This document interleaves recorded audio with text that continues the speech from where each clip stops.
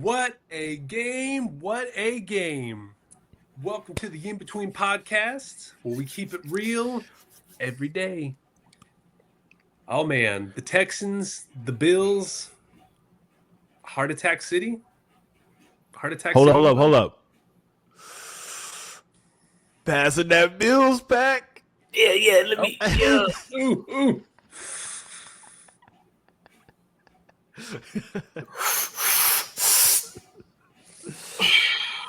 Smoking on that Bills pack. Smoking on that Bills. Yes, sir. Man, Bills pack. What a game. What a game. What a game.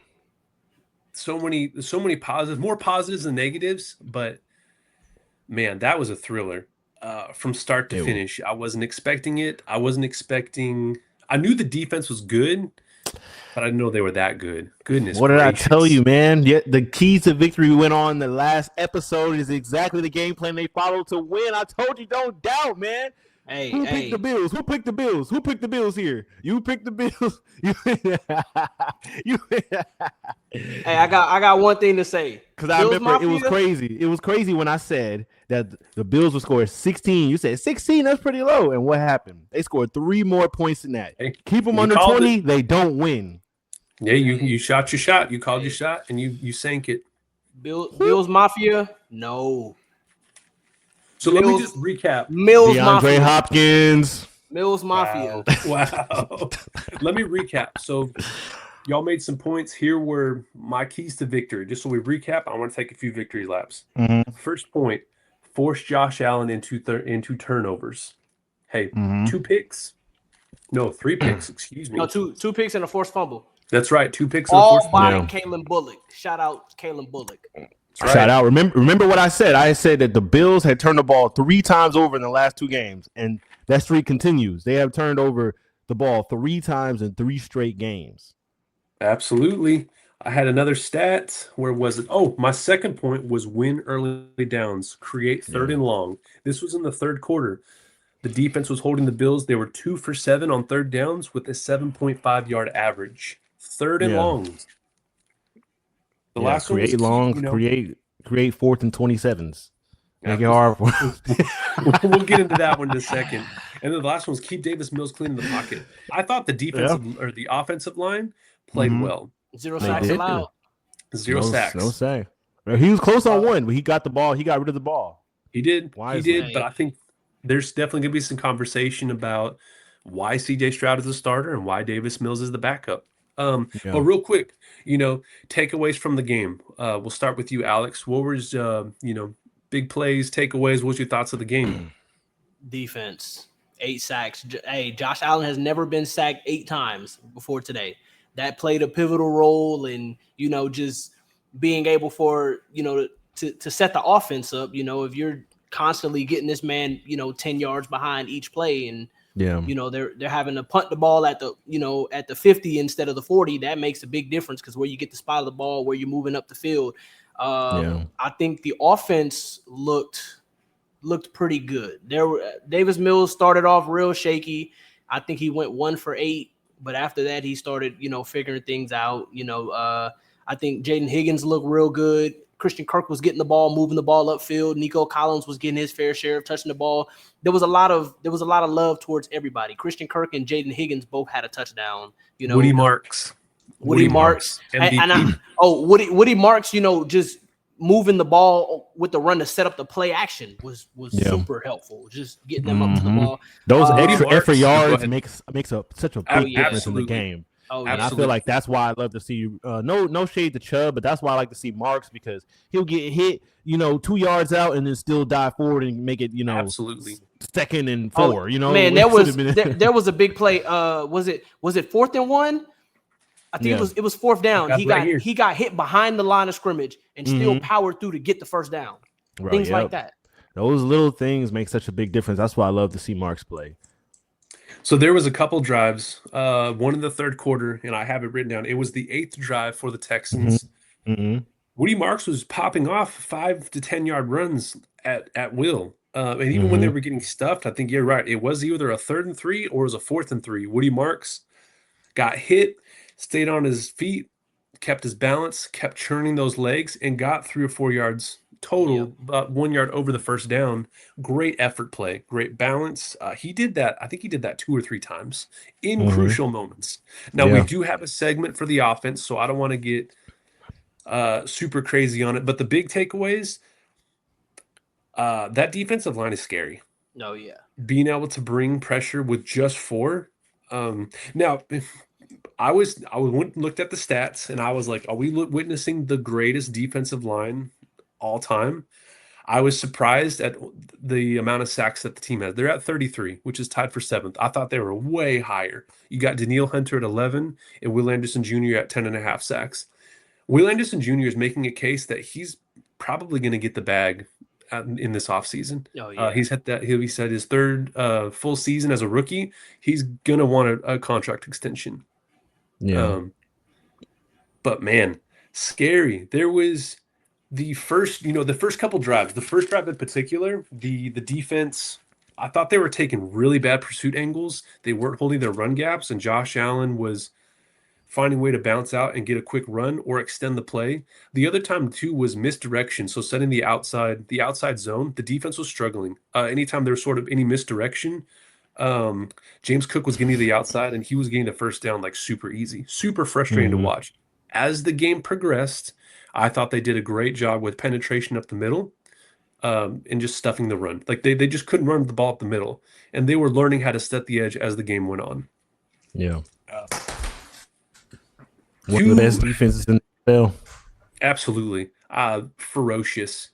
Absolutely. I think ferocious is the best way I can put it. I had so many choice words that I had written down of what the defense was doing to Josh Allen, but I was like, goodness gracious, that was a beatdown. I thought Josh Allen broke his wrist when he went down in the first quarter. Oh, yeah. I'm glad that he's okay. Anderson.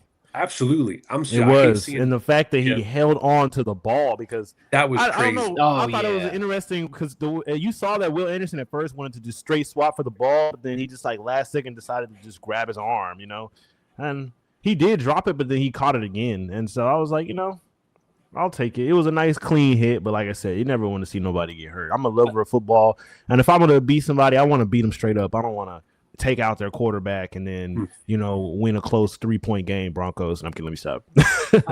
I think another crazy stat to mention is that the Houston Texans defense has more interceptions than touchdown passes allowed this season. Yeah, that's crazy. That's wild. That's wild. They have given up. They've given up 10 and they have 11 interceptions.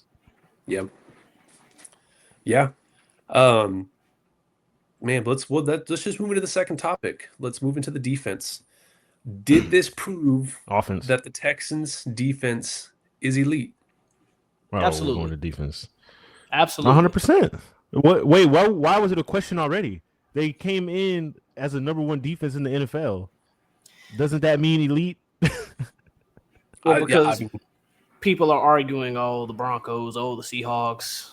I mean, yeah, their defenses are good, but our defense is great. Yeah, I mean, I feel like top 3 defenses has to be elite. That's without Jalen Petrie, by the way. Yeah. The starting safety. So without Jalen Petrie, who is coming back. So there are reinforcements on their way. Against the Colts, perfect timing. Absolutely. Crazy. Yeah. The one, it could have been blown so quick. That 4th and 27 at the very end of the game. Josh Allen passes it. They do the hook and ladder to Khalil Shakir. Yeah. And the game should have been over, and then they give it up, and they're marching down, and you're just like, this magnificent performance was about to be forgotten in history because of that right there. But I think to our credit, that's what makes the defense elite, is because a lot of teams lose the game on that play.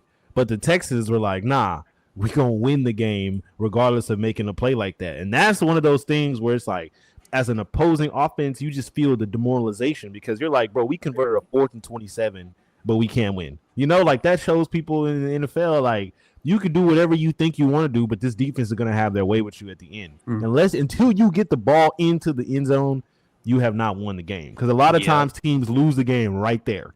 Once something big happens, they're like, oh, man, we throw our hands up. But they still kept the pressure on, got it to 4th down, and then, they were in Allen's face so quickly that he had to just force a throw and end up being an interception.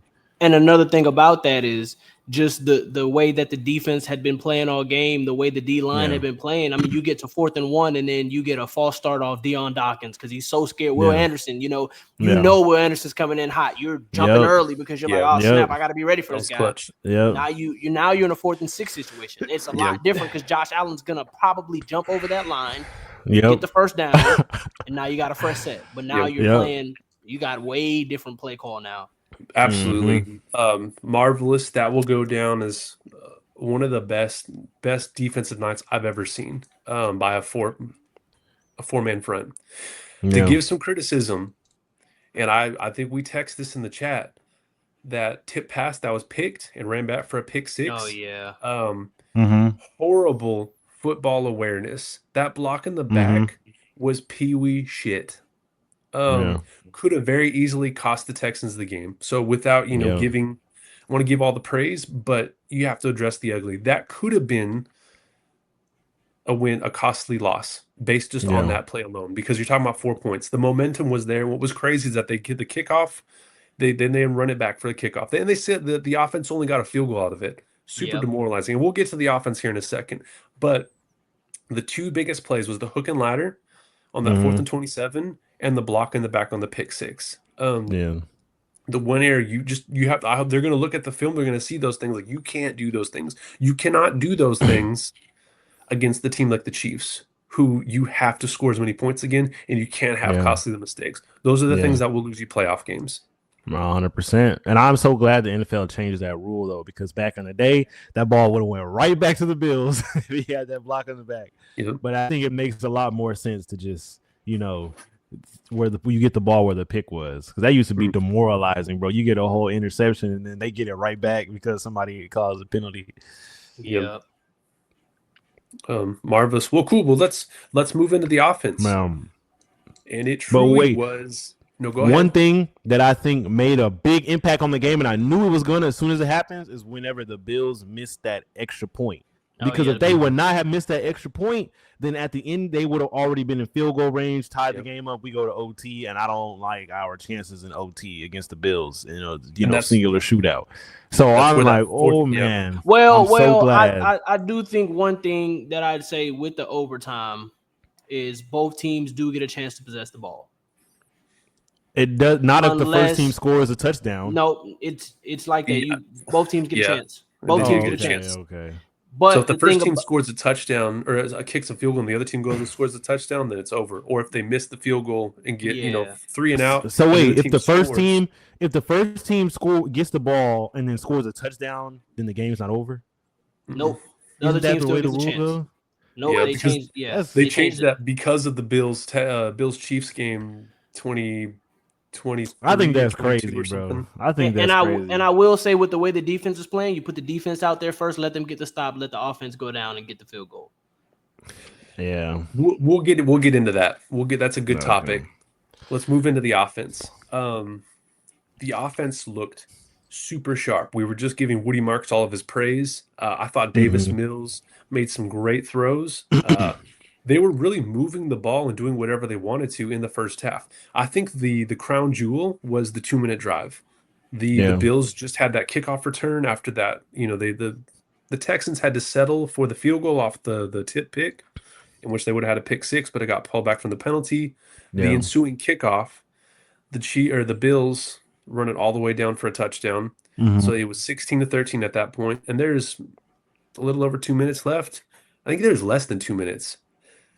Beautiful 2-minute drive all the way down with like 5 seconds left. I think it was off a play action pass to, I forget who it was to.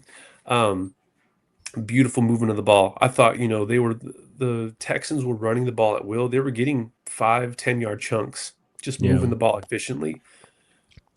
One big mistake that I saw, there was the broken coverage on, I believe it was Jaden Higgins. Wide open. Oh, man. There was nobody on the screen, which Overthrows means that man was open. He wasn't even overthrown. He just flat out missed them. No, I don't know if it was an overthrow or if it was off.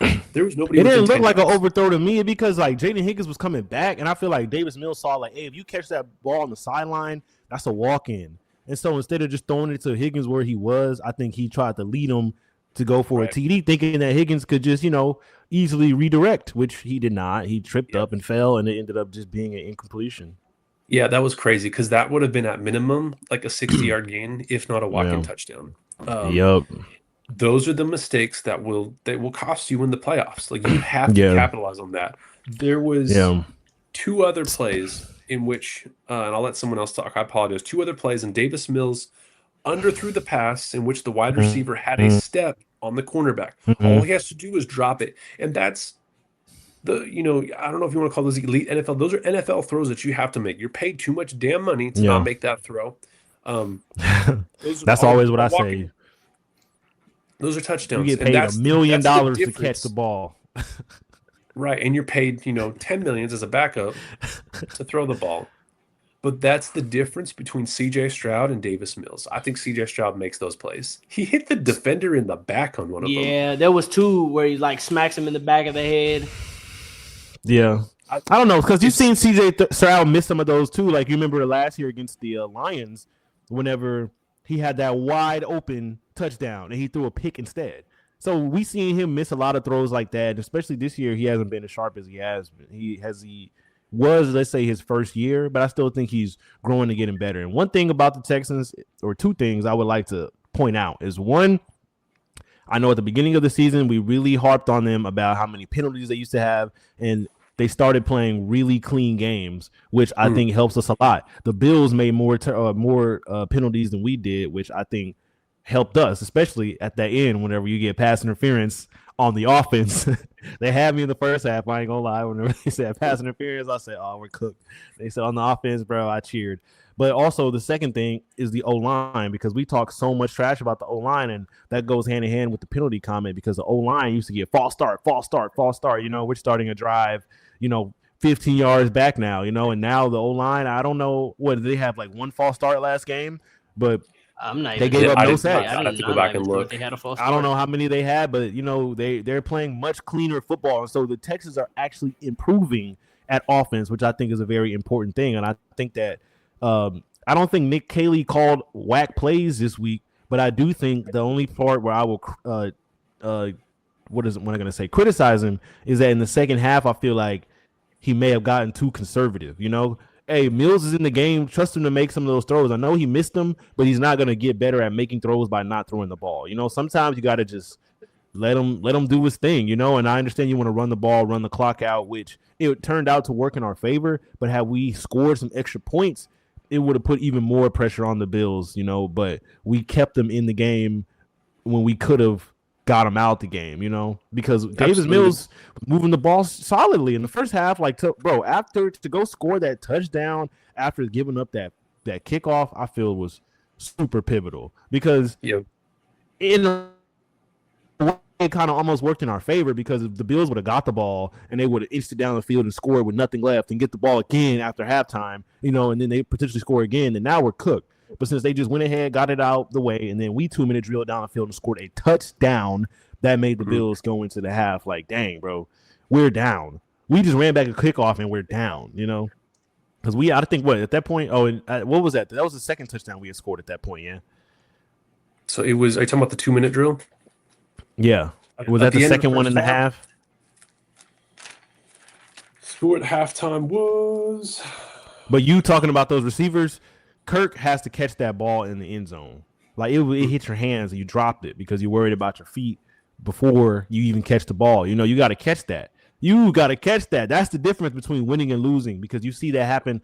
I know you're a Niners fan, but with Detroit, if those receivers would have caught the ball on 4th down in what was it, San Francisco, then the Lions would have been Super Bowl in the Super Bowl representing the NFC. But they don't make those crucial catches when it hits them right in the hand, and that's the difference between going home or going to the next round. So we still got time. We need to clean those things up 100%. But I like where we are going, and I think that by the time we get to the playoffs, if we keep steadily improving, we will be a solid team. Because then again, it's Nick Caley's first year. We got to give him, we got to give him some credit, because it's a lot to just take over a team that's already going to the playoffs, and revamp the whole offense in one offseason. Like it takes time to get it when we don't even have that much talent. So the fact that we're making do with what we got, because like I said last show, we're 15th in offense. We're middle of the pack. If we could just move up like 5 spots, then I think we'll be the best team in the AFC. Yeah. My biggest problem, both teams only scored 3 points in the second half. They both kicked field goals. So it was up, like I said. So when they scored that touchdown at the end of the second half, it was 20-16 going at halftime. Final score 23 to 19. 23 to 19. That's unacceptable. Like, you can't come out and be vanilla.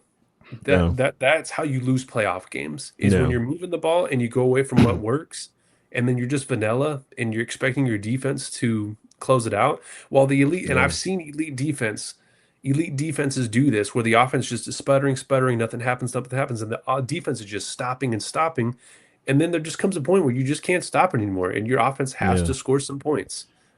We almost saw that. You have to take. So there was the fumble. Khalil Shakir fumbled the ball. Perfect opportunity to put the game away or give yourself some breathing room. And what did they do? They went 3 and out. Yeah. And I was like, you have to capitalize on turnovers. And that was the only points they scored in the second half. But the other thing I thought that was working, Woody Marks was running so well, especially between the tackles, and that touchdown that was at the end of the second half or the first half was off of a play action. Davis Mills faked it to Woody Marks, who had been gashing them all game. That you saw the defense freeze for a second, and I believe was it Christian? It was Christian Kirk that caught the touchdown pass, was it not, or was it Jaden Higgins? Higgins. It was Higgins in the end zone for the end of the first half. Anyways, wide open because you held the defense for a second and no one picked them up. They went away from that. They didn't do play action. They were just trying to run it up the gut, and it was getting stuffed. I didn't even see them try to do any outside zone. It was, run up the gut. Davis Mills was missing people left and right, and I was like, you have to go with what works. If it ain't broke, don't fix it. Texans need to get rid of this play off of their This is their favorite play in the second half.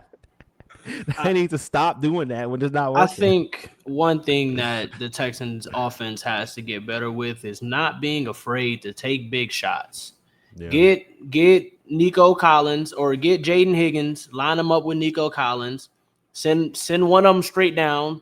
If you get one-on-one, if you get safety help with one of them, you're going to have another one playing man. I think send the deep ball, just give it a chance. Send the deep ball. But also throws work, man. If you can't make short throws, you can't make long throws. So he was missing short throws all day. Why do you think he's going to make a 60-yard throw? Those are not easy throws to make. And so, but who knows?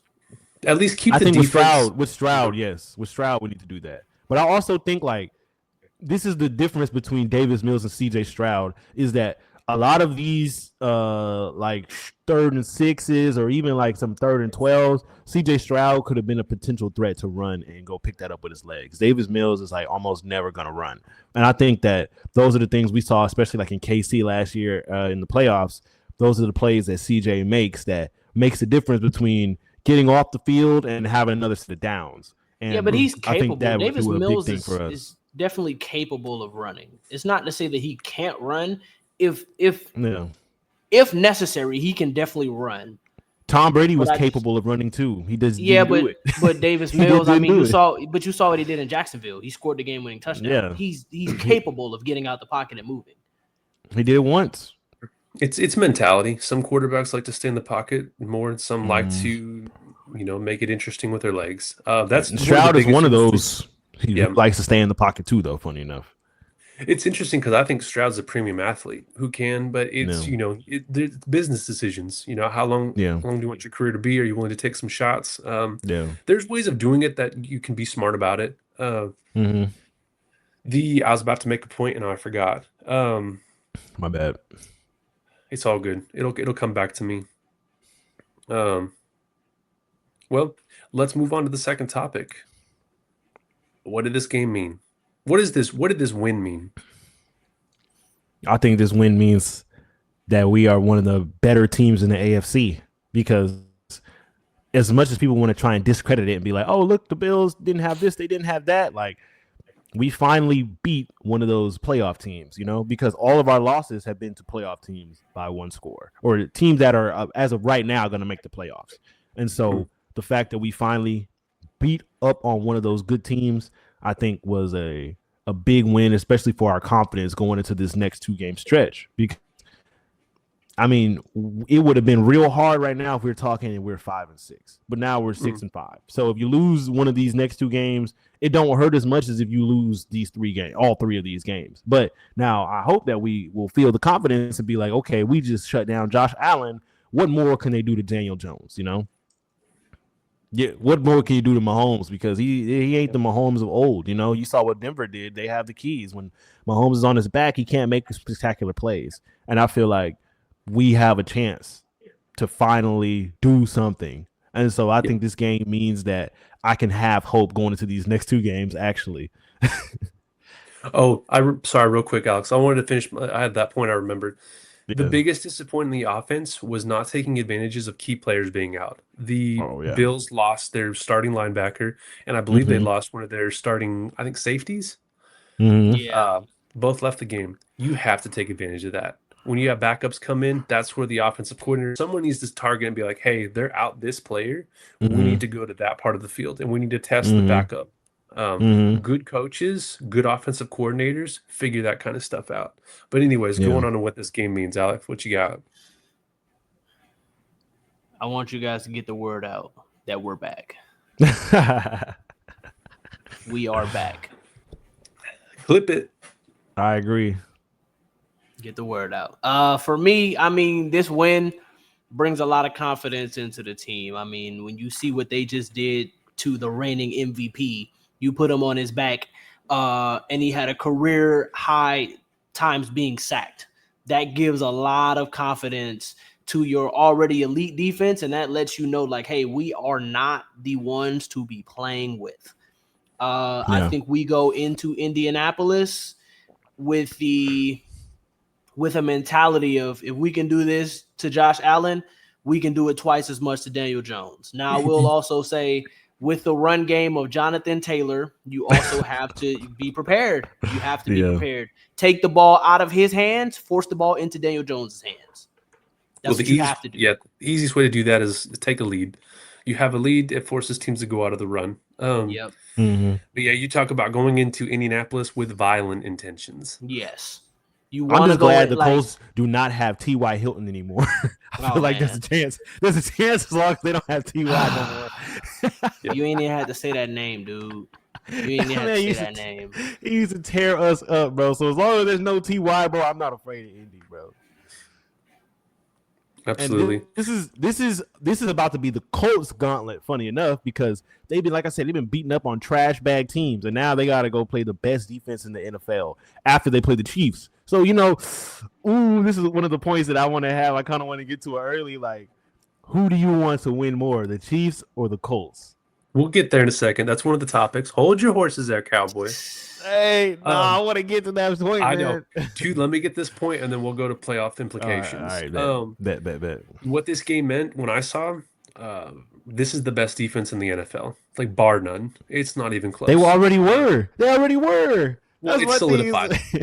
Yeah, based on points, I thought, you could be fraudulent. You'd be like, oh, the good points, all that good stuff. The performance they put out, the amount of sacks, pressures, just based on just a 4-man front. It's the best defense in the league. There's no offensive line that's stopping this front four. Can I also say one thing real quick? We had more sacks than blitzes. They only blitzed like 6 times.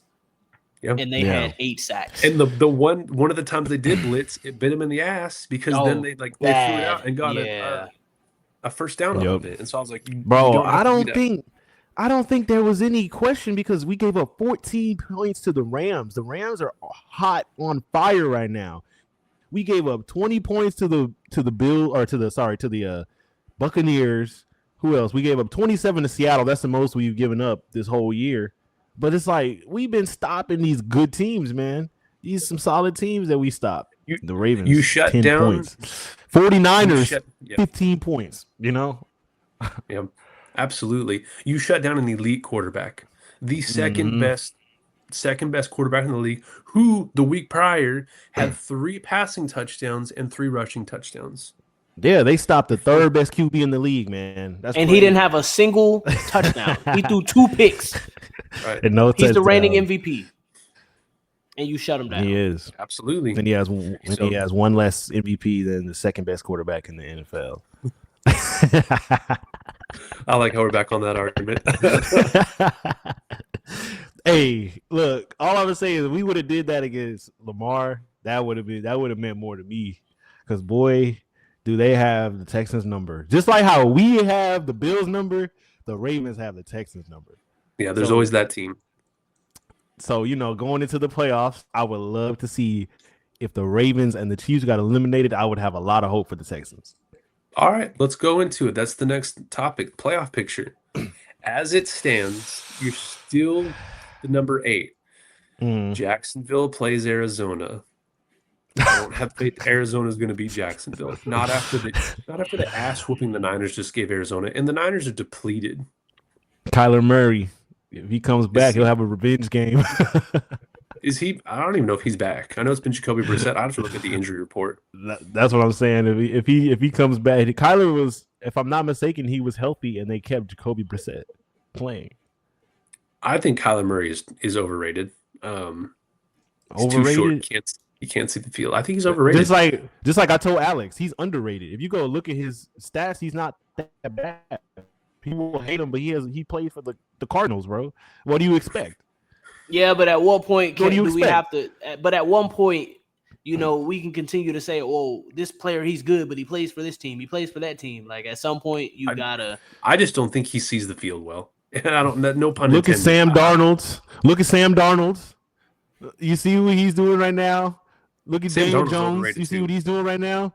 When you leave a trash bag organization and you go with an organization that can actually develop you, put people around you, have good coaches, have good mentalities, those things make a big difference, bro. So that's you like think saying Kyler Murray like needs to go somewhere else? Yeah, if Kyler Murray went somewhere else, he would be a much better quarterback easily already. What team is a good fit for him? Steelers. If Kyler Murray went to the Steelers, they'd be better. It's one of those. I'd have to see it to believe it. As of right now, I think he's overrated. He is one of those Sam quarterbacks. Darnold. You thought he was overrated, but he did it in 2 different teams. That means that he's accurately rated. Nobody thought Sam Darnold was overrated. Sam Darnold do it. No. Sam Darnold was a Carolina Panther. He just said Sam Darnold's overrated. He's overrated. Did you not see what he did to that Vikings team? He was a Panther, and he was also a Jet. 2 of the worst organizations in the NFL. That's the same with Baker Mayfield. When he played for the Browns, what happened? He was dog crap, But then he went to the Rams, got his chance, did his thing, and now he's been a star on the Buccaneers. But Baker Mayfield makes a big difference. Oh, Baker Mayfield's a good player. Sam Darnold is a choker. Watch, book it, clip it. Sam Darnold is going to do the same thing that he did last season. The Vikings went 14-2, had this great season. That's his first time ever in the playoffs. Okay. Dude, so now all of a sudden you got to just be on it immediately. He's turnover prone. He's turnover prone in the big moments. He's not Mahomes, man. Look at his career. I'm not. There's only one Mahomes. No, it's because people expect players to automatically just become or continue their eliteness in the playoffs. But we talk about playoff football in the high stature that it is because the stakes are higher and the games are harder. You're playing better teams, so on and so forth. That was his first time ever in the playoffs. Like my boy he only had one chance to show what he could do. You know what I'm saying? Like we got to give him a little bit more time because Josh Allen in his first playoffs didn't do that good. He blew that lead to the Texans. What did Lamar Jackson do in his first 3 seasons in the playoffs? Not very much, other than Mahomes. He's not a rookie quarterback. If we were talking in the playoffs, veteran quarterback. In the playoffs, he is. In the playoffs, he's a rookie. That was his first playoffs ever. Not with a veteran quarterback. I don't give that excuse to veteran quarterbacks. If he was a playoff rookie, he's not a playoff vet. He was a regular season veteran quarterback. It does because it's the first time he's been there. I don't think that matters. I don't think it matters. No, especially not that early in the playoffs, like your wild card, and you just threw, especially with the career, the season he had, 14-2, had a career year. He's having a career year, but yet against the Rams, pooped down his leg, 4 interceptions. That is Sam Darnold. He is turnover prone in the big moments, and I think he's overrated. That's funny. You can clip it now. I think he's going to do the same thing in this playoffs. Watch, Seattle's going to make the playoffs. The first game, he's going to poop the bed. Who do they play? Oh, no, sorry, that doesn't happen yet. Doesn't happen yet. Ooh, you know something I don't?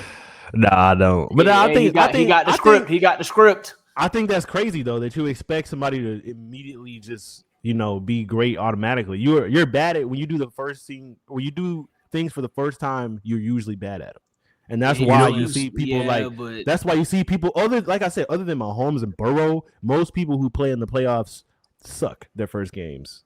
Their first 3 games, they are not lighting it up by any means. I have a hot take. What? I think Justin Herbert's on that trajectory too. Justin Herbert's a fraud, bro. He lost but he's only been in his first playoff, man. Come on, give him a chance though. That wasn't his first playoff. That wasn't his first. But I'm going off of what he just said. Come on, man. He was a rookie, man. But you have evidence now because you've seen him. He floundered that year. Then he floundered against the Texans. Was that his second or third playoffs? So one time is a flop, second time is a fraud. Second or third. That's what I'm hearing. Second or third. Have to go back. Second or third. When was his first playoff appearance? Was it against the Jags in 23? I think so, but they blew that game big time. That was like of course they blew that game. That's what I'm saying. That was like a legendary choke. Justin Herbert had like 2 interceptions all year, and then went into the playoffs against the Texans and had 4 picks? Yeah, because by these standards. Then Peyton Manning wasn't a good QB because if you judge him off of his first playoff, regular season quarterback. He was a good regular season quarterback. Not even his first year. Man, he won 2 Super Bowls. In his first year, he was not a good because of him. The second Super Bowl was the defense, regular season.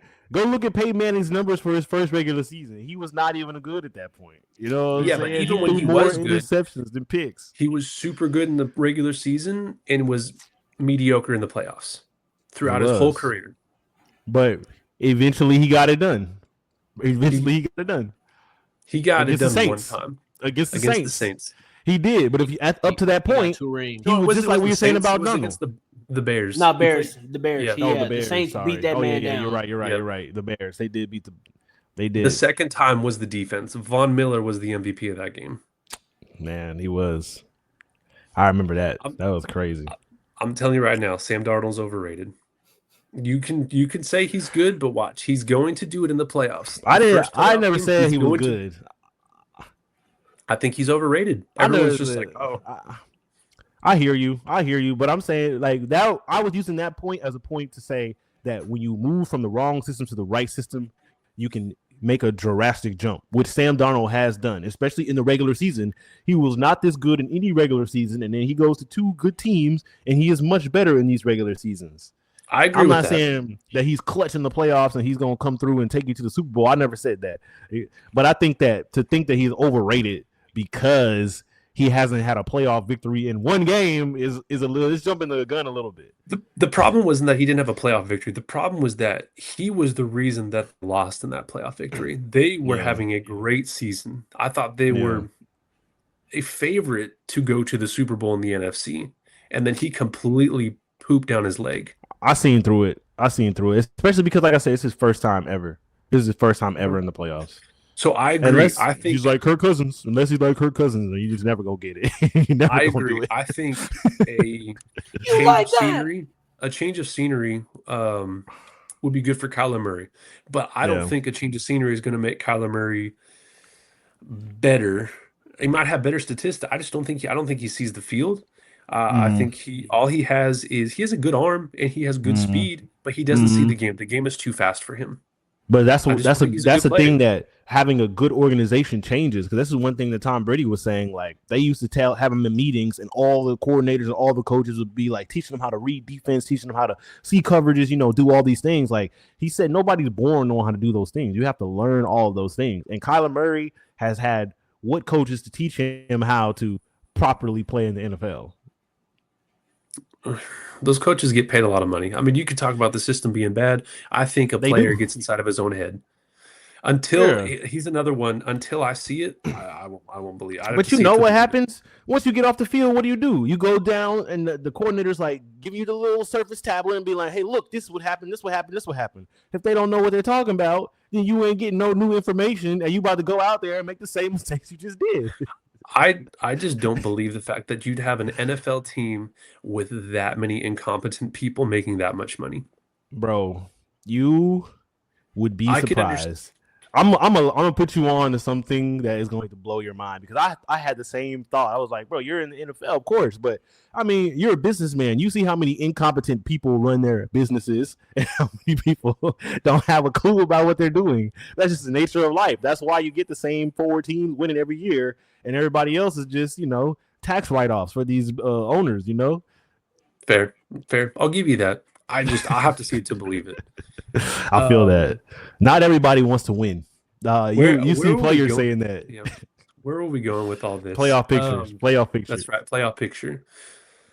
Houston controls their own fate. Now, unfortunately, they control most of their fate. They still need Jacksonville to drop a few games, which the bonus, Jacksonville and Indianapolis play each other twice. Houston plays Indianapolis twice. So you have the opportunity to get some help, and you also control your own fate at the same time. Here's the big question. Is it more important that Kansas City loses and the Texans stay ahead of them in the wild card race, or that Kansas City beats the Colts and the Texans have a chance to take the division? I don't like either of them. Kansas City has to beat the Colts. Texans have to beat the Colts. Texans have to beat Kansas City. In that order. Ooh, but it keeps Kansas City like in the hut too much. Because would you rather play Kansas City when they're 5-6 or 6-5 like you?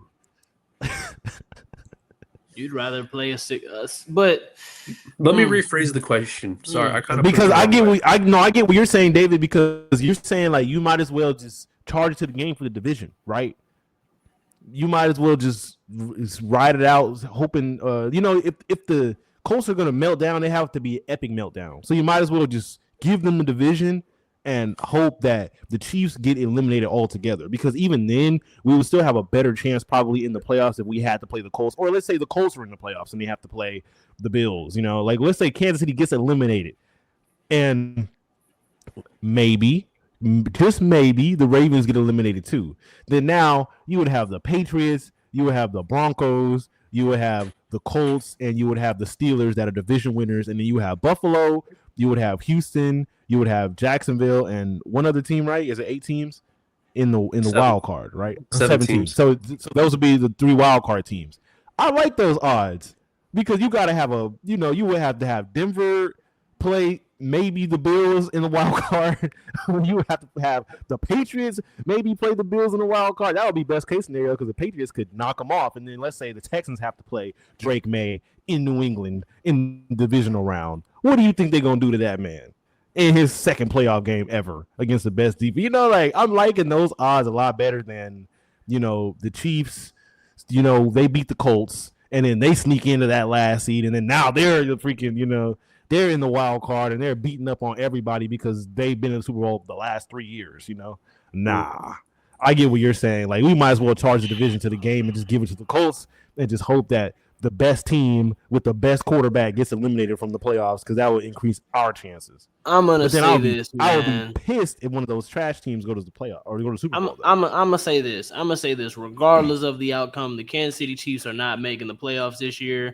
the Kansas City Chiefs are not who they used to be. I mean, go look at who they played and who they've lost. They got dropped off by the Chargers week 1. That's a divisional game, bro. Yeah, that's a divisional game. It don't matter. And go look at what they've been doing. Go look at what they've been doing all season. It's not just the divisional teams. They've been getting beat up by everybody. Like, they're not who they used to be. They are. This is not 2019. I'll pull the record up. The Chiefs are not who they used to be. All right, this is not to discredit them. Yeah, they're not who they used to be, but that doesn't mean that they're not still a threat. Those two things are not tied together. They're not a threat. They're not a threat. It is a threat anytime Patrick Mahomes gets into the playoffs. Oh, the 5-5 Chiefs. Oh my goodness, I'm so scared. But the season's not over yet. That's the point. The season's still in the middle of the season. The Chiefs could go 12-5. They can go 12-5 very easily. They could. They're not going to, but they could. Oh my gosh. I feel like their losses. You gotta turn that Chiefs hate down and look at it a little more. No. It's not Chiefs hate. It's I'm going based off of what I've been seeing all season. It's not just me hating. Go for it, David. The Chiefs, just like Baltimore, have the Texans number. in the playoffs. Yeah. You want to get rid of teams that you just don't want to see in the playoffs. The Chiefs are one of them. Nobody wants to see the Chiefs in the playoffs. But here's out of their 5 losses, here's who they've lost to and by how much. Week 1 against the Chargers, 27-21. Week 2 against the Eagles, 2017. Week 3 against the Jaguars, 31-38. Excuse me, 31-28. That was terrible. Yeah, that was up that crazy Trevor Lawrence last minute like reach into the end zone kind of touchdown. They lost to the Bills 28-21 and they lost to the Broncos 22-19. They're in these games, they're just barely losing. They're not winning. Well, one, they don't have the refs on their side. Who were their wins? They have beaten the Giants, the Ravens without Lamar Jackson, the Lions. That was a pretty one. The Raiders and the Commanders. So without Jaden Daniels. So I just want to say this real quick. That was October 5th they played. Oh, sorry, I'm looking at the wrong team. So I just want to say this: the Ravens, Texans, and Chiefs were all sitting at 5-5 at one point. Both the Texans and the Chiefs were missing C.J. Stroud and Lamar Jackson at some point. The Kansas City Chiefs have played all 10 of those games with Patrick Mahomes. I just want to put that out there. I just want to put that out there.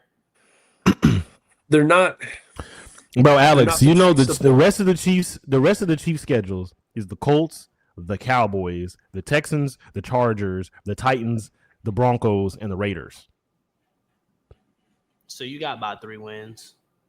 He said you got about 3 wins. We can go real quick. Colts, that's a flip of the coin. It is. Cowboys. All of these games are a flip of the coin, quite literally. The only games that is that Cowboys on Thanksgiving? Yeah. Chiefs gonna win. They're gonna win. Yeah, that's the 3:30 game. The only 2 shoe-in wins I have for the Chiefs are the Raiders and the Titans. They still the Colts, Cowboys, Texans. You don't think the Chiefs will beat the Cowboys, bro? That's the Cowboys' offense is coming on a little bit. Stop. I think the Cowboys have. Dak Prescott's Dak's going to get it done, bro. Dak Prescott is like Sam Darnold. Dak Prescott chokes in the big moments. And he's been in the NFL for 9 years, and he's been in how many playoffs? So I do.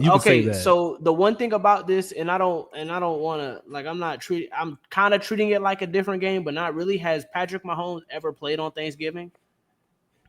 I would say the likelihood has to be high. Because let's see. Like I do consider Thanksgiving kind of like a different game. If the week before the Cowboys beat the Cardinals, you telling me they lost to the Cardinals? They lost to the Panthers. They lost to the Bears. They beat momentum's the Jets. a thing. I think momentum's a thing. You win it. You string a couple wins together. A couple wins together. We'll see. Well, go look at their schedule, bro. You're gonna be thoroughly disappointed, bro. They all right. So there's three wins. So 3 shoe-ins. 1, 2, 3. 1, 2. 3 shoe-in wins. 4 toss-ups. Yeah. That's still a below 500 record, and even then. You have to go. They're all coin flips. They're all coin flips 4-3 to make the playoffs. I'm telling you that right now. They're all coin flips, man. So let me rephrase the question: is it more important if you had to pick one? Would you rather beat the Colts or would you rather beat the Chiefs? If you knew for a fact we could see in the future and you were going to go 1-1, would you would you rather beat the Colts or the Chiefs? I'd rather beat the Colts. I ain't gonna lie to you. I'm not. Division. It's division. I would not give up. I would not give up a conference, beating a team in the conference over beating a team in the division. Yeah, same. Because what happens if the Colts are, let's say, 4-2 in the division and we're 5-1, but they have a better record than us? Then did they win the division? Or do we win the division? It depends by how many games. Right now, they're up by. As of right now, 2.5 games. If they win, they're still up by 3 games with 6 games left, 5 games left. So the probabilities of that go in favor of the Colts. Now you have past history. The Colts have a history of melting down. We got to play them twice too. Yeah, you do have to play them twice, so that works in your favor. It doesn't work in our favor. No, go ahead. Oh, I'm saying it doesn't work in our favor because the Jags are right there too. So if the Colts too, they have to play the Texans and the Jags as the last 4 games of the season, right? Yeah, there's too So many variables. Like there's too many variables for that. so the Jags will probably still have a chance to win the division too if they beat the Colts. Because for the Colts to lose the division, they would have to lose to the Jags twice, which would mean the Jags would win twice in the division. And But the Jags are only up by a game. The problem is that the Colts are up by 3 games. There's a yeah, big statistical difference of being up by 1 game versus 3 games. One game yeah. they lose. So, but what I'm If saying the is like Jag- if the Jags and the Colts split, right? If they split it like both, 1-1, they win, and then the Texans win the last few of their games, then that still puts the Colts ahead of us, right?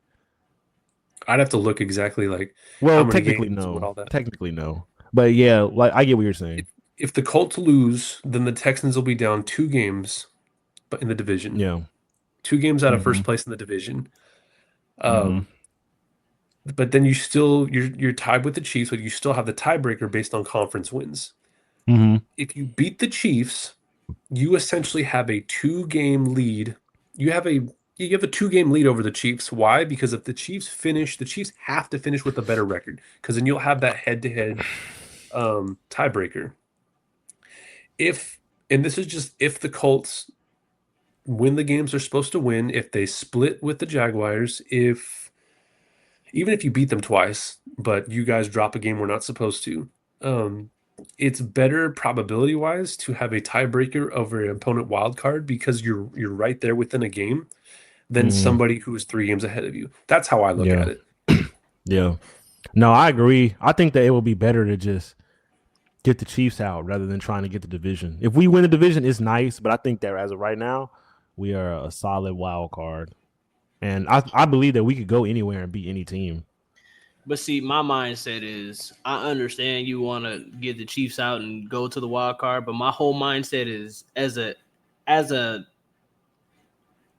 what am I trying to say? Division, I feel like winning the division is more important than just barely squeezing into a wild card. Sure. I agree with that, but the That's not problem what is I'm that saying. You want to get the best team out of the playoffs. That's what I'm saying.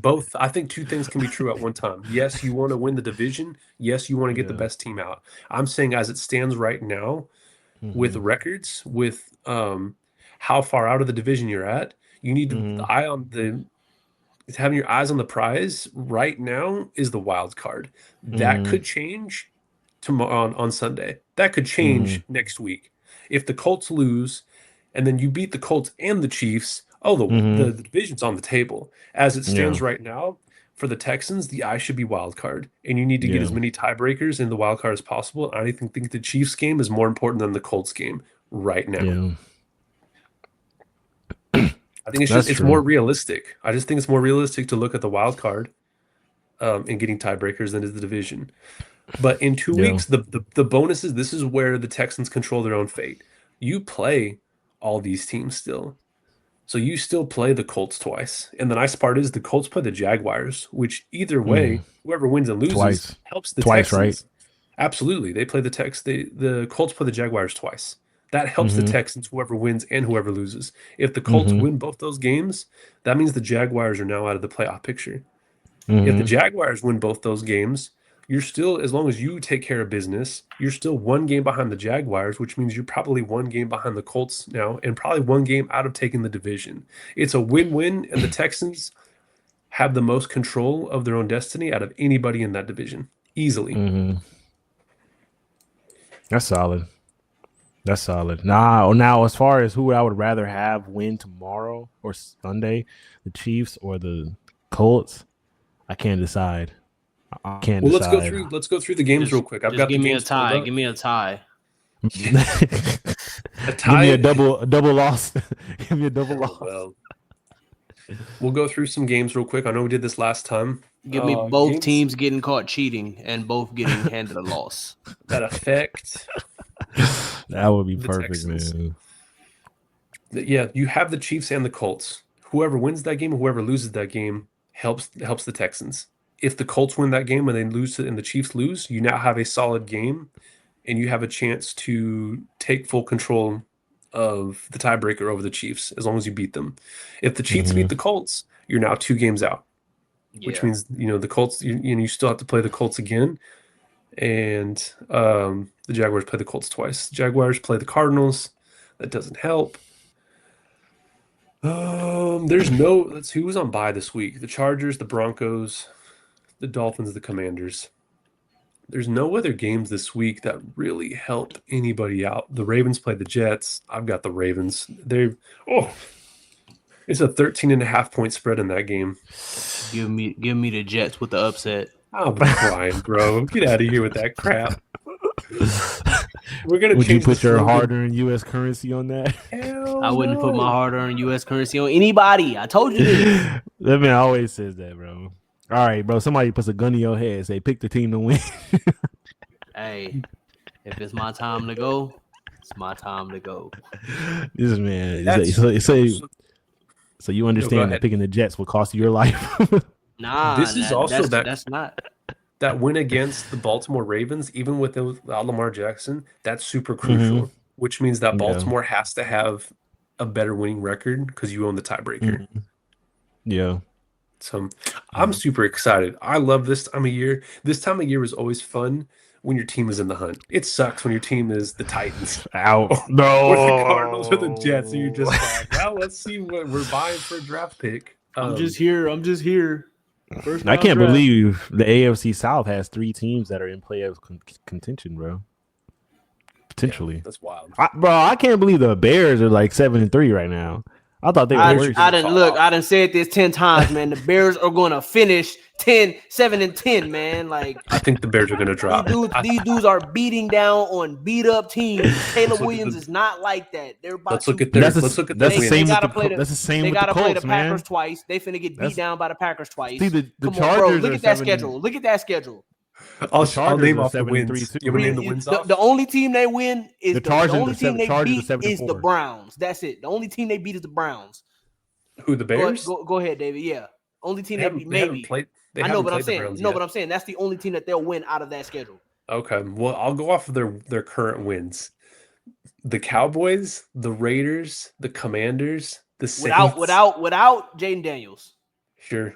I mean, either way, I mean, the Commanders just aren't good. The Bengals, the Without Joe Giants, Burrow. and the Vikings. There is not a single playoff team in there. Let's look at their losses.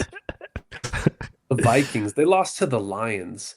They got beat down. 52 to Yeah, 21. they got beat down. They lost to the Ravens, I believe. Oh, they lost to the Ravens. I don't think Lamar Jackson was back yet. 30 to 16. So they lost to the Vikings, the Lions, and the Ravens. And the only reason they beat the Vikings this last time was because of a great kickoff return. Wow. Here's the teams they still have to play. The Steelers, Loss. the Eagles, Loss. the Packers, Loss. the Browns. Maybe it's a toss up. If Shador Sanders is playing, they might. Oh man, win. they're The cooked. You're Packers right. again Yeah, Loss. they're cooked. at the 49ers. Loss. Yeah, they're The cooked. Lions. They're cooked. Beat down They're loss. cooked. I think They're I cooked. think they're gonna go sub 500. They win one game. They beat the Browns, and that's it. Clip I think it, they go- record it, do what you want. Best case they're- scenario. they're Best cooked. case scenario. 10-7. Bro, look, the Texans case have scenario. to beat the Raiders and the Cardinals, bro. We have to beat these teams that we're supposed to beat. We have to beat the Chargers, bro.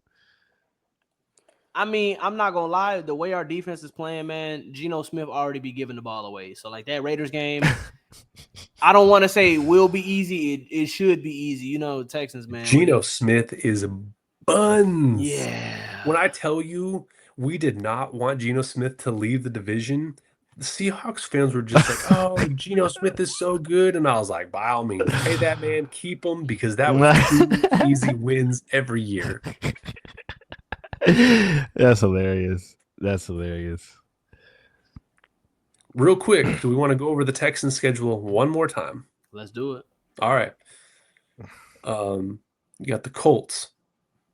So granted, you have at the Colts, at the Chiefs, then you finish this 3-game gauntlet. That'll be the litmus test if this team is legit. If you win You need to go 2-1. You go 2-1 in that. This team is a playoff contender. I'm not willing to say Super Bowl yet, but they're a legit playoff contender. The Cardinals, that should be a easy My dub. brother in Christ, who will we be playing to go to the Super Bowl? When the AFC or We'll be playing the Broncos, the Colts, the Bills, the Jaguars. These are all teams we played already. you still have to play the Colts twice, so we'll see. Yeah, but I mean, we play the Colts every year. But I'm saying, if we beat the Colts and the Chiefs, then that means that we have beat the Ravens. We've played all the teams that are in the playoffs, pretty much. Yeah, I wouldn't put them Super Bowl favorites. I would say they can make a run with this defense and the way the NFL is just. Who?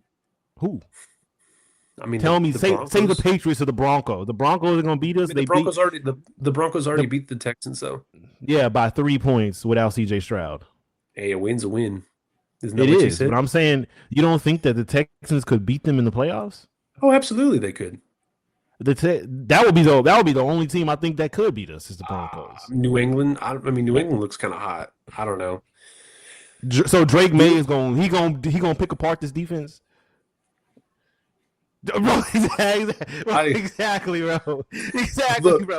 I said they were Super Bowl. Hey, hold on. I do have one thing to say. I have one thing to say with the Patriots. Drake May in his first playoffs is going to beat the best defense in the NFL. Yeah, man. New England Patriots are. I'm gonna wake up Mexican tomorrow too.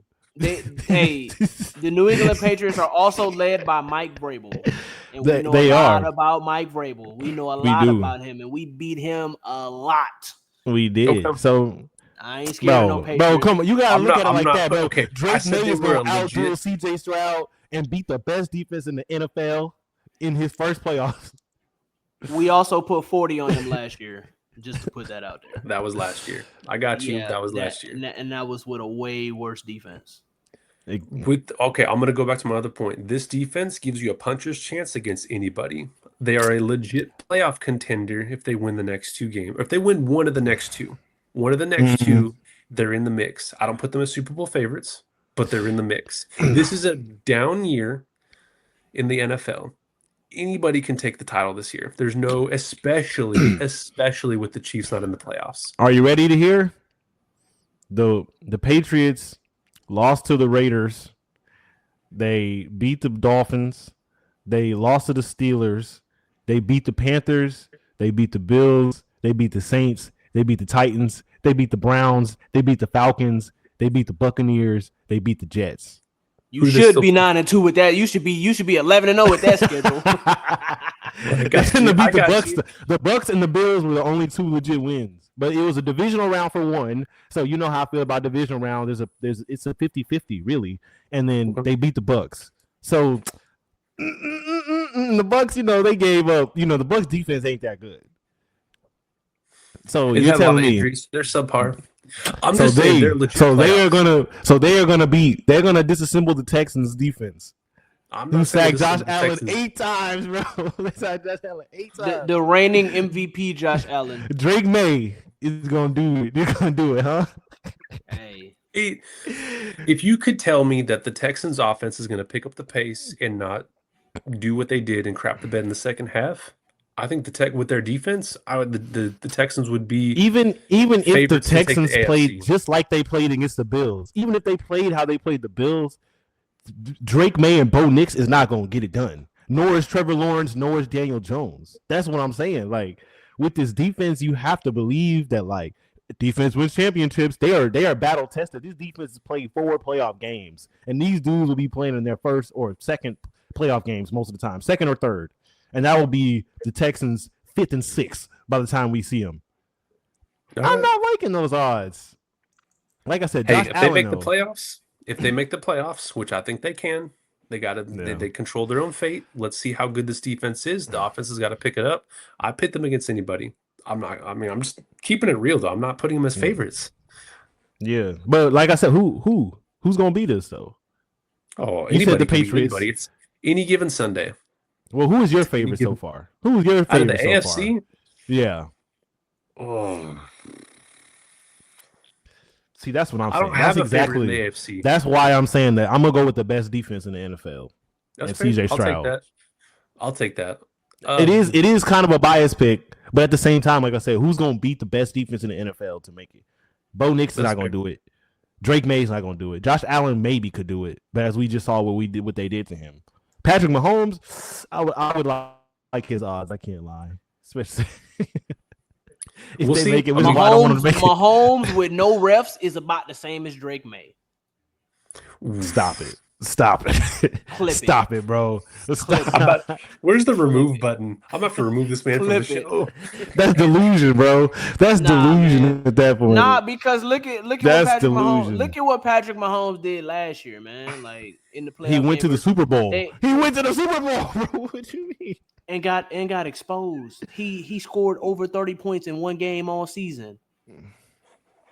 Okay. I don't care if you make it to the Super Bowl. He got exposed. They shouldn't have been there. So that makes him trash for going to the Super Bowl without scoring 30 points. Yeah, because he had a bunch of fraudulent wins, a bunch of games that shouldn't have been won.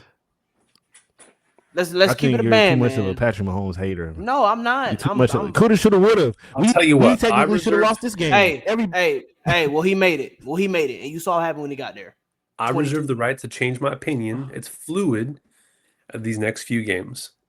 If the Texans handle business on these next two games, especially this gauntlet, the Bills, the Colts, and the Chiefs, if the defense keeps playing and they find ways to win, it's fair to put the Texans as favorites to win the AFC.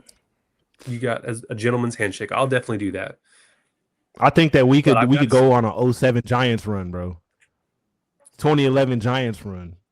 Yeah, they had a nasty offense or defense. Their defense was super good. I like that. I like our chances to have a 07 or a 07 Giants run or a 2000 Ravens run. That's fair, especially given the context is this year. There's no clear juggernaut team. You have a lot of good defenses, but there's a lot of suspect offenses. I will take a fraudulent Super Bowl. Well, Super Bowl is a Super Bowl. Nobody cares if it's fraudulent. Nobody remembers that it's fraudulent. I will whenever I'm hating, but whenever I'm not hating, they're all legit. But people talk about I don't want to play. I don't want to play the Rams though. I feel like that would. I do. We would lose. We would lose the Super Bowl against the Rams. I would love to see Matthew Stafford against this defense. Boy, Sean McVay. We saw it week 1. We saw it week 1. That was okay. Week 1 though. They put up 14 points. Week 1. That was week 1 is a though. different part of the season. Bro, the Niners Rams have the second best defense. The Rams have the second best defense in the NFL, bro. I don't like that matchup, bro. I don't like our chances to be the ones unless our defense scores like 3 pick sixes. I feel like it's gonna be a tough game. The way teams play in week 1 versus right now, two different parts of the season. Bro, because you know after like week 4, there's always those teams that are 4-0. They end up going 6-10. Look at the Cardinals. The Cardinals were 3-0. The Cardinals were 3-0, and the Texans were 0-3. They haven't won a game since. The Cardinals are now 3-7 when they started 3-0. The beginning of the season doesn't mean a thing. I get what you're saying. They took away a preseason game. They took away a preseason game, so week 1 is preseason. Week 4, absolutely. Even before they took away a preseason, so game, we beat the Rams in preseason. We beat the Rams in preseason, bro. Oh, we lost to the Rams in preseason. This defense is better than it was week 1. I think the Rams are better than they were week 1. So both things can be true. So I would love to see Matthew Stafford. Absolutely. Like I said, the Rams offense is better than it was week 1. The Texans defense is definitely better than it was week 1. And the Texans offense is better than it was week 1. Sure. I think it's getting there. I think they are better, bro. The problem isn't the offense. The problem is the play calling. I think the talent's there. I think you have all the tools. The problem is the play calling, and that's gonna cost you games. When you have vanilla play calling, that will cost you a playoff game. It doesn't matter how good your defense is. Inside the 5-yard line multiple times, and you cannot score touchdowns. Well, you can't. I think we'll figure it out. We're getting better. 7 points. Yeah. We can. We're going to speak that. We can do it. We're going to figure it out. We talk about getting better, but we're in the late part of the season. This shit should have been figured out after week 8. This is the middle part of the season. This is the late part of the season. This is the final stretch. You have the first year play caller. It's a first year play. Like, what are we supposed to do? Expect people to just light it up coming out of this man? Never called plays in the NFL game. Okay, I'll give you an example. 11 weeks ago, Kyle Shanahan does the same thing, and he is a veteran coach. He's been around the league. He's a veteran. He does the same thing. I don't think this has to do with experience. This has to do with being risk averse. You have to be able to take risk. That's what the difference between winning Super Bowls and losing Super Bowls. How do I know this? Because the Niners have lost 2 Super Bowls because of this. Yeah. I think you're projecting some of your PTSD on an A little bit, maybe a little bit. But still, after what I saw, I was super impressed with the Texans offense first half. I was just like, wow, if this is the Texans offense moving forward, book them right now as the AFC favorites. Let me not say Super Bowl. Book them as the AFC favorites with this offense and the defense. Book it. But the second half, 3 points, and the 3 points came off of a turnover in the Bills' territory. That's not winning football. No, it's not. I agree. Like, we do need to call better plays, but then again, bro, we had Davis Mills, bro. But Davis Mills moved the ball. The problem is you had Davis Mills in the first half. He did move the ball, but at the same time. But you've had Davis Mills, and we saw this with C.J. Stroud. Let's not act like we didn't see this with C.J. Stroud. We saw the same thing. So the problem isn't the quarterback. The problem is the play calls. It's been 3 weeks, though, since we've seen C.J. Stroud. He's been out for 3 weeks. That has nothing to do with the argument. The problem is when we saw C.J. Stroud in with the offense, we saw the same problems. That the offense was problem. But no, you can't progress. Our offense is built around our quarterback. That's a fair. I'm not saying it's built around the quarterback. I'm saying it's built around the play caller. No, but the play calling depends on the players and the personnel that you have, and the quarterback is the most important person. You can call some plays with Tom Brady that you cannot call with Tua.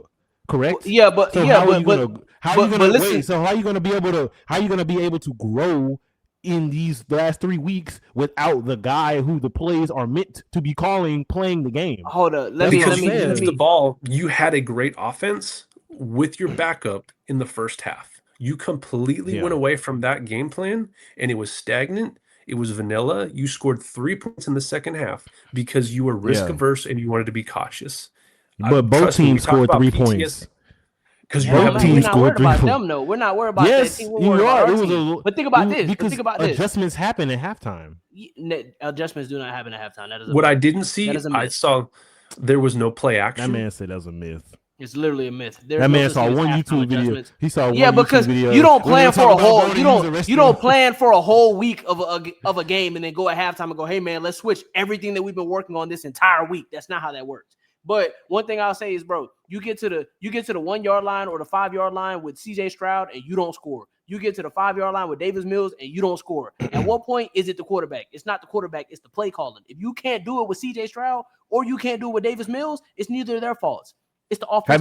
Have you ever considered is execution on top of that? Because you can execute plays or you cannot execute plays. Those things factor into scoring touchdowns as well. Because when you drop passes,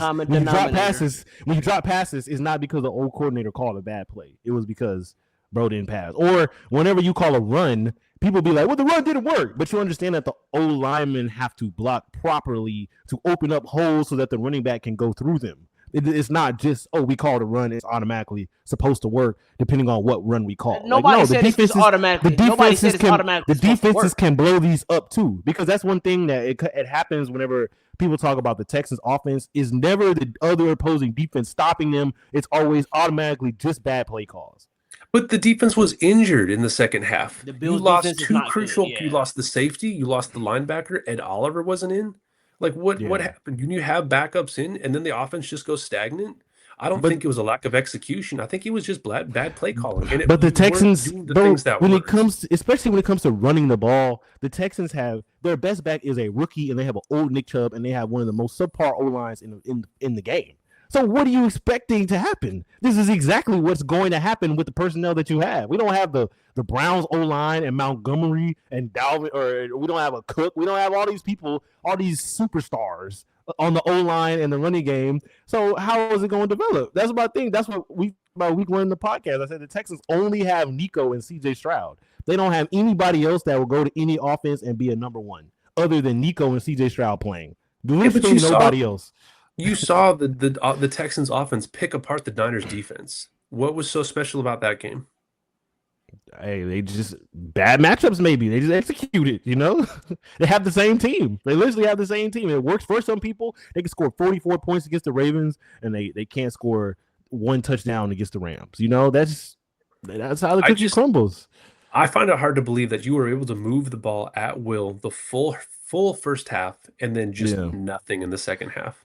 But that's the same. To not lose. But why don't you? Win. That's my question. Why don't you say the same thing about the Bills though? Because the Bills were able to score touchdowns in the first half. Touchdown. The second Bills half, because they were getting they sacked. only scored 3 points. Yeah, but the defensive line was all over Josh Allen. They were stuffing the run by causing penetration. They sacked Josh Allen like 5 times in the second half. Can I also say something real quick? So you're talking about the Bills being able to score. The Bills scored on 1 run touchdown, yes. The Bills also scored on a kickoff. They scored on special teams. Yeah. It wasn't even offense. It was on special teams. And they kicked what? So that's 14 points. And then, but you say they scored. Yeah, they did score on a run play, but they were moving the ball. They were getting downfield, converting third downs, doing all these things that help you win a game. And then can't do nothing because they have a good offensive coordinator. He was calling good plays. They were moving the ball, but that doesn't necessarily always translate into scoring. That's what I'm saying. It's not just about calling good fancy plays, because if that's the case, the Chiefs should be beating everybody because they call some of the fanciest plays in the NFL. Same with the Rams. The Rams call a bunch of fancy plays, but look at them. They played a lot of close games despite all their fancy play calling, because the NFL is one of those leagues where they say it's a game of inches. These little things make the big difference in the game. It's not just, you just call a bunch of good creative plays and you automatically score. It's like, nah, you can call a creative play and it can still get blown up because you have to execute the play. Yeah, I respect that. I understand it. My problem is that my concern is that you get into the playoffs, you cannot go vanilla. You cannot go vanilla. You will lose the game regardless of if you have the number 1 defense or not. And that is my concern for the Texans. I think that you have to do the fundamentals like we were talking about. Like, you have to get those crucial blocks. You can't be lazy on the blocks. You can't be blocking people in the back and doing all these other things whenever you get a pick. You like you said, you got to set the edge. You got to do all these little things. These are the things that, this is my argument at least, and it could be wrong, but that's what I'm saying. Like, the Texans don't have elite offensive linemen to do those little things. We don't have elite receivers outside of Nico to do these little things, and we damn sure don't have elite running backs. We have Woody Marks, which is making an impact, but you get what I'm saying? Like, now it's starting to fall on the play calling because we don't have none of these other things that can go for you. Yeah, but you don't need 5 Nico Collinses on the team. 1 Nico Collins is enough to set up a Jaden Higgins, a Christian Kirk, a Jalen Noel. Like, having 1 good guy is enough to set up. Like, look at DeAndre Hopkins. DeAndre Hopkins had Will Fuller. Like, he had Braxton Miller. These guys are okay, but DeAndre Hopkins' presence alone is so fearful that you're gonna take 3 guys to cover DeAndre Hopkins. Well, guess what? If you got 2 or 3 guys covering him, if you got 11 offensive players and you got 11 defensive players and you got 2 guys covering 1 guy, that means you got somebody there that's uncovered. So having those stars is what opens up those offenses like that, and you have to be able to open up the offense. We don't even have anybody that was as good as Will Fuller as our number 2. And also during that time, we had a better offensive line because we had just traded for Laramie Tunsil, and we also had Dwayne Brown. Yeah, Davis Mills didn't get sacked, but pass blocking is one part of offense. There's also run blocking too. There's also run blocking. I'm aware, and Woody Marks he looked pretty decent. He did, if you ask me. So it seems like they did their job on both ends. So so based off of your logic, though, this is why I don't have the Texans as Super Bowl favorites. Their offense, if you're going to contribute their offensive struggles to a rookie play caller, that they don't have the personnel. You can have the number 1 offense, but you can have the number 1 defense, but if your offense isn't going to produce, you're going to get into a game in the playoffs that's going to be a shootout. It's going to be a tight game when you have to score. If the Texans can't do that based off their play calling, someone's going to beat them. I think the Texans can. Whenever we need to score, we can score. I have no doubt we'll be able to do that. Not in the second half, they couldn't, and that was concerning because it was vanilla. They can't come out vanilla. That's my only concern is that they had a vanilla offense. They had stuff that worked. They were executing. What happened? And they were executing in the first half when the defense was healthier. The defense hadn't lost all their players. Yeah. So, see, that's the thing that people always say is because, like, why whenever the Chiefs win close games or the Bills win close games or the Rams, because they win a lot of close games, why isn't it like, they're a toss up? But whenever the Texans do it, then all of a sudden it's like, they're fake fraud. Because the thing about it is that's football. There's always close games. The thing about it is all of the Texans' losses have been because of the fact of, like, we just didn't score in a crucial moment, and then that team either got the ball, drove down the field, and kicked the field goal because we didn't put up the points that we needed to have those teams playing from behind. So now they're playing in a tied game and essentially can just drive the ball down the field. Here's the Texans' lost points. Week 1 against the Ram, 9 points. Week 2 against the Bucks, 19 points. Week 3 against the Jags, 10 points. So then you had to pull off a string, 26-44. But let's just stay with the losses. 19 points, 15 points. When the Texans offense can't score at will or consistently, they don't win. When they put up, so here's their wins. 23 points, they win. Now they beat the Titans 16-13. Hey, a win's a win, but a 1-9 team, you would hope to have score more points. 16, yeah. Against the Jaguars, 36 points. Yeah. Against the Niners, 26 points. Against the Ravens, 44 points. Against the Titans, 26 points. This goes to my point because the first 3 games of the season, we went 0-3 against what is now 3 playoff games or 3 playoff teams with an O coordinator who was calling his first 3 games against 3 playoff teams. Like, at what point in time is it like, okay, bro, it's just you get better as the game goes on? Because, like I said, that's my point. We are getting better. But they got worse as the game went on. They got worse as the game went on. That's the problem. Which game? Oh, I'm talking about the season. My bad. We get better as the season goes on.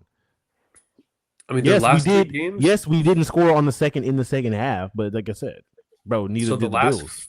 Nobody scored in the second half. But you see how costly that can be. Look at the Lions versus Texans last year. Not scoring in the second half. It 100% can be costly. But I'm saying, like, we still got football to play. As great as this defensive performance was, the Texans still almost lost. They should have beat the Bills 31-19. They should have blown the Bills out, but they're off. Well, a bad defensive penalty. But even then, they still had the ball, and their offense did nothing. Field goal, second fumble, 3 and out, field goal. Like, they didn't capitalize off of turnovers. The last 4 games, here are the point totals. Davis Mills definitely didn't. So that's why he's a backup against the Bucks.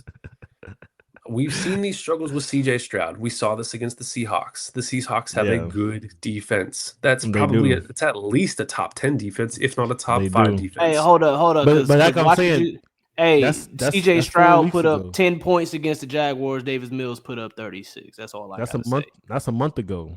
That's what I'm saying. We're progressing. We're progressing.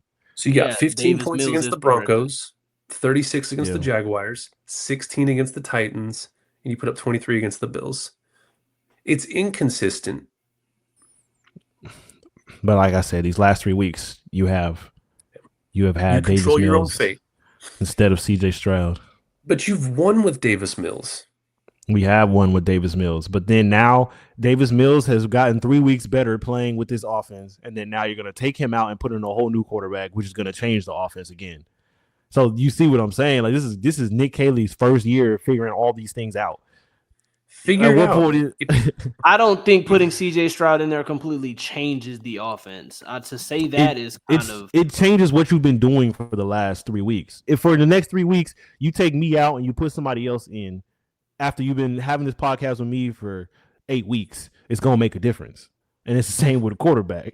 I think it's mental. I think Nick Haley is more risk averse, and I think that is going to lead to a frustrating loss in the playoffs. He's going to be just like Bobby Slowick because he's doing the exact same thing as him. They're like Kyle Shanahan. They're so worried about getting ahead and then trying to just not lose the game instead of getting ahead, continuing to get ahead. I agree, but I'm also like, at what point? This is how you learn how to not make mistakes. But look at early. Look at Kyle Shanahan. Has Kyle Shanahan learned from his mistakes? Well, that's Kyle Shanahan. Has your mother told you not to do things and you did not learn from it and you did them, and then you say, you know what, I shouldn't do that no more? That's what I'll I'm give you. saying. Like Kyle I'll Shanahan's give in the him the benefit. NFL for 10 years. For 10 I'll years, give this is him the. Nick Haley's Yeah. first season. He hasn't I'll even give him played the one benefit of the season. doubt. I'll give him the benefit of the doubt.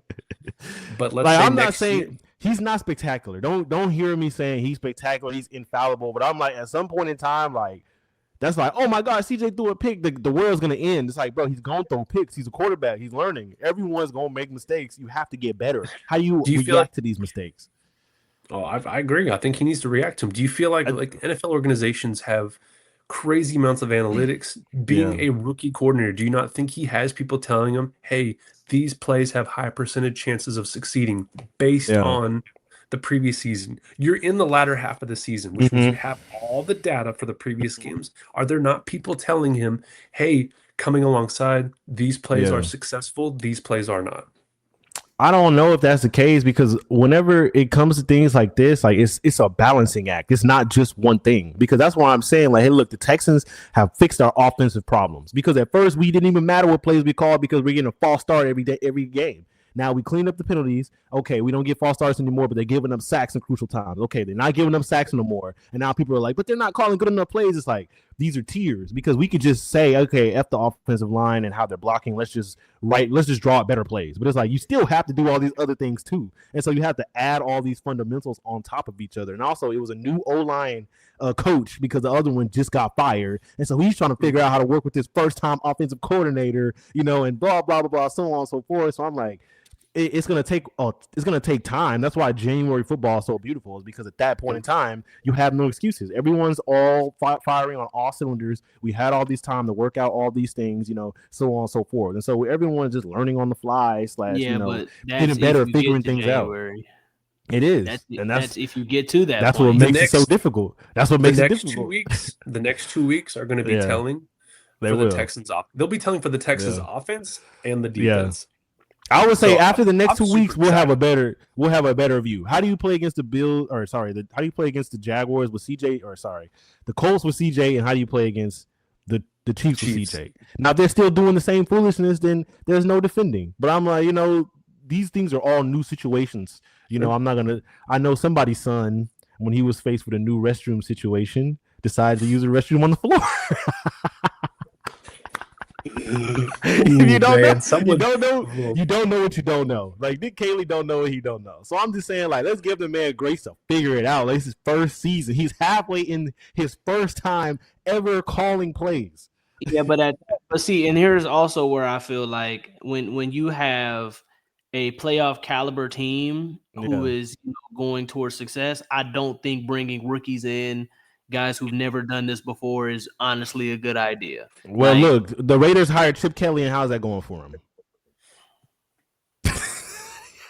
You take chances. I mean, there's no projecting a team of what they're going to do in the season. And Russell Wilson do? How did they do their first year together? They were Super Bowl winners. How did they do together? Still, I just feel like there's but as a head coach, like if you're brought to a team that's already bad, you're not just going to turn around a team completely just off the flip.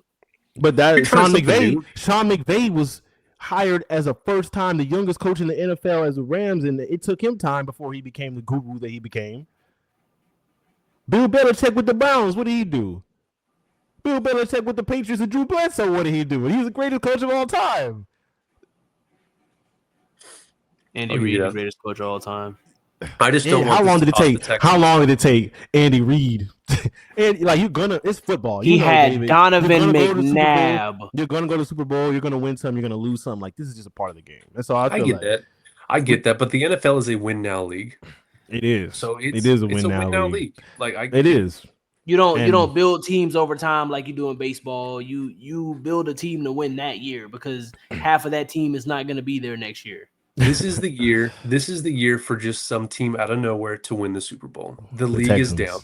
This is a good opportunity, and I'd hate to see it blown because of vanilla play calling. That's my only concern. Yeah. But hey, we are at an hour and 30 minutes. It has been a pleasure. I look forward to recapping all the games this season. Well, gentlemen, peace.